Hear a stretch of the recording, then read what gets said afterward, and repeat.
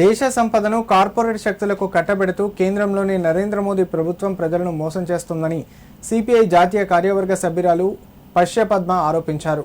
ప్రజల హక్కులను కాపాడేందుకు ప్రజా ఉద్యమాలను మరింత బలోపేతం చేసి ప్రజా వ్యతిరేక విధానాలకు గుణపాఠం చెబుతామని స్పష్టం చేశారు. కేంద్ర ప్రభుత్వం అమలు చేస్తున్న విధానాల వల్ల దేశ సంపద కొద్దిమంది కార్పొరేట్ సంస్థల చేతుల్లో కేంద్రీకృతమవుతోందని, మరోవైపు పేదలు మధ్యతరగతి ప్రజల జీవన పరిస్థితులు మరింత దిగజారుతున్నాయని విమర్శించారు. సిద్దిపేట జిల్లా గజ్వేల్ పట్టణంలో సిపిఐ ఆధ్వర్యంలో సిద్దిపేట, మెదక్, సంగారెడ్డి జిల్లాల కౌన్సిల్ సభ్యుల కోసం నిర్వహిస్తున్న రాజకీయ శిక్షణ శిబిరాలు ఘనంగా ప్రారంభమయ్యాయి.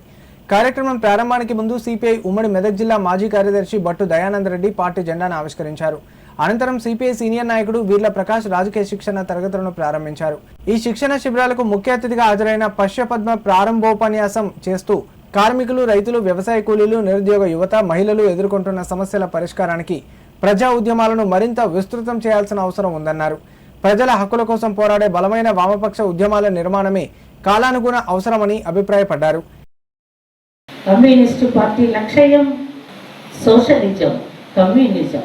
వీటిని సాధించటానికి, లక్ష్యాన్ని సాధించటానికి అవసరమైన రాజకీయ ఎత్తుగడలతో అనుక్షణం నిరుపేద సమస్యల పరిష్కారం కోసం ప్రభుత్వాల మీద పోరాటాన్ని ఎక్కుపెట్టడానికి ప్రయత్నించే, శ్రమించే కమ్యూనిస్టులకు కమ్యూనిస్టు ధైర్యం, కమ్యూనిస్టు నిజాయితీ, కమ్యూనిస్టు ఆత్మస్థైర్యంతో మనం వ్యవహరించగలిగితేనే ప్రతి వ్యక్తిని, నిరుపేదను కులాలకు, మతాలకు, వాటి వైపు అంటే మతపరమైన, కులపరమైనటువంటి ఆలోచనలకు లోను కాకుండా వాళ్ళు ప్రేమించటము, ఒక నిరుపేదను ప్రేమించటము, తోటి వ్యక్తిని ప్రేమించటము ఇతర బూర్జువా పార్టీల కంటే మన కమ్యూనిస్టు పార్టీలో మనం ఎప్పుడూ గమనిస్తూ ఉంటాం.